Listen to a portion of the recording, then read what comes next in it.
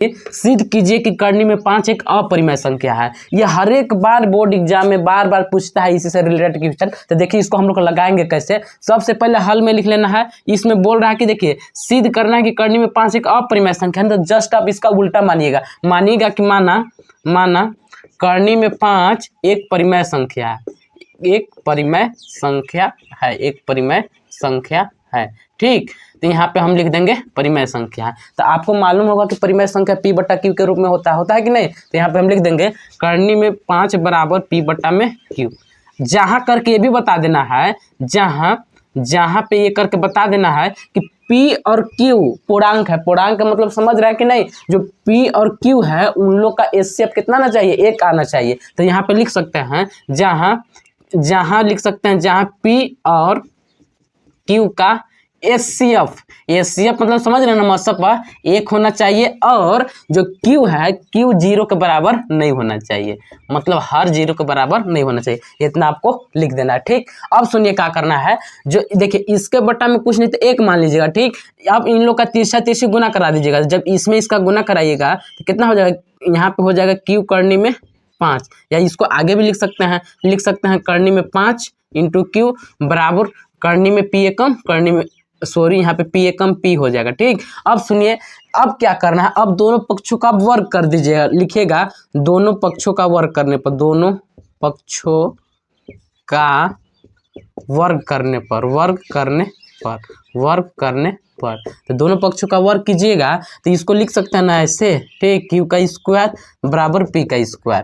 तो अब सुनिए इसका जब वर्ग कीजिएगा तो करनी में 5 का वर्ग कीजिएगा, तब करनी में 5 का वर्ग कीजिएगा तो 25 हो जाएगा। अब 25 का वर्गमूल कितना निकल जाएगा, 5। तो इसको हम लिख सकते हैं केवल 5। अब यहाँ पे देखिए q का स्क्वायर कीजिएगा तो q स्क्वायर हो जाएगा बराबर यहाँ पे p स्क्वायर। ठीक, इतना आपको समझ में आ रहा होगा। अब सुनिए क्या करना है।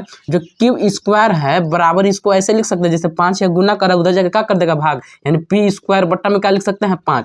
तो देखिए p स्क्वायर जो है वो 5 से भाग जा रहा है, मतलब विभाजित है। तो यहाँ पे यही बात लिखना है चूंकि यहाँ पे कर दीजिएगा चूंकि p स्क्वायर 5 से विभाजित है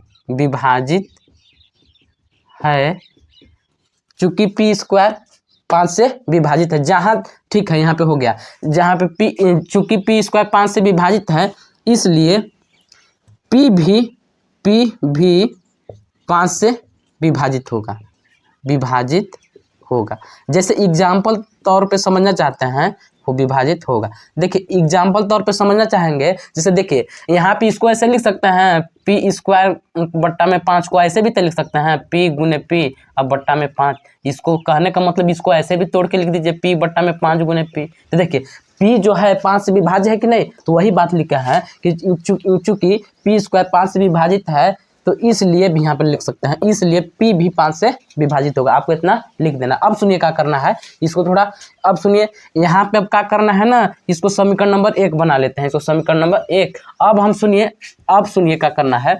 यहाँ पे देखिए कितना है p के जगह पे मानना, यहाँ पे रखना है p बराबर यहाँ पे कितना है 5, तो 5 लिखेगा और वो अपने से छोटा ABCD में मान सकते हैं। जैसे हम यहाँ पे m मान लीजिए, तो p बराबर 5m रखने पर क्या लिखेंगे, p बराबर 5m रखने पर तो लिखेंगे p बराबर 5m रखने पर। अब सुनिए p बराबर हम 5m ही क्यों रखें, क्योंकि बात समझिएगा जो इसके बटा में अंक रहेगा वही यहाँ पे अंक मानना है। जैसे यहाँ पे 3 रहता तो यहाँ पे 3 लिखते हैं, और m हम अपने से ले लिया, आपका मन है a लेने के लिए तो आप a भी ले सकते हैं। ठीक, तो p बराबर 5m रखने पर तो लिखेंगे समीकरण 1 में हम रख देते हैं p बराबर 5m। तो यहाँ पे है ना जी q स्क्वायर बराबर p के जगह पे कितना रखना है 5m, तो यहाँ पे लिख देंगे 5m का स्क्वायर और बट्टा में कितना हो जाएगा 5। जब इसको हल कीजिएगा तो q स्क्वायर बराबर 5 का वर्ग कीजिएगा कितना हो जाएगा 25 अब इंटू m स्क्वायर और बट्टा में 5 से काटेगा 5 एकम 5 25,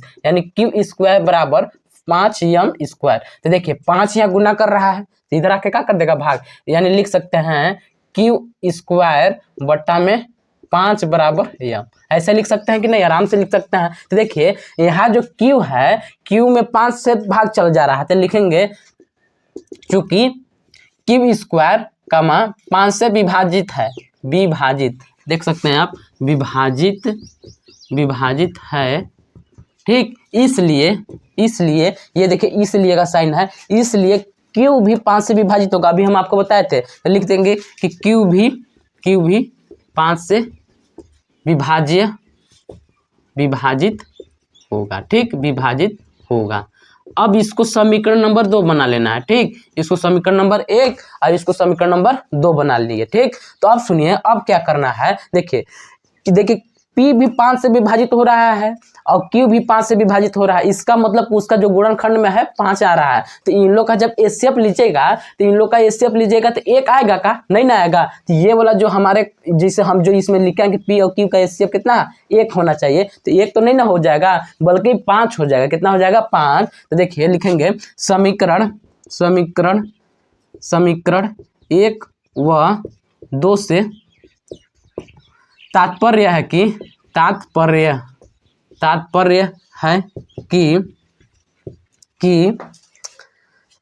P और Q का HCF इक्वल नॉट 1, मतलब 1 के बराबर नहीं है। इसलिए हमारी कल्पना गलत है, जो हम माने हैं ये हमारा कल्पना गलत है कि, इसलिए हमारी कल्पना गलत है कि करनी में 5 एक परिमेय संख्या है। करनी में 5 एक परिमेय संख्या है, बल्कि कैसा है?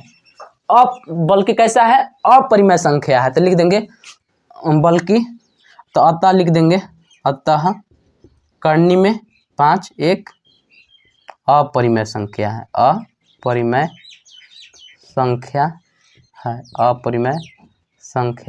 है। देखिए, अगर मान लीजिए यहाँ पे करनी में 3 रहता, तो सब जहाँ जैसे करनी में 5 लिखे है ना, वहाँ पे करनी में आप 3 लिख दीजिएगा, आपका हो जाएगा। इसी प्रकार लिख देना है। अगर आप इतना कर लेते हैं, अगर एक क्वेश्चन मान लीजिए 4 नंबर का है, तो आपको 4 में से 4 नंबर मिलेगा। अगर वीडियो अच्छा लगा होगा तो एक लाइक कीजिएगा और चैनल को सब्सक्राइब कीजिएगा।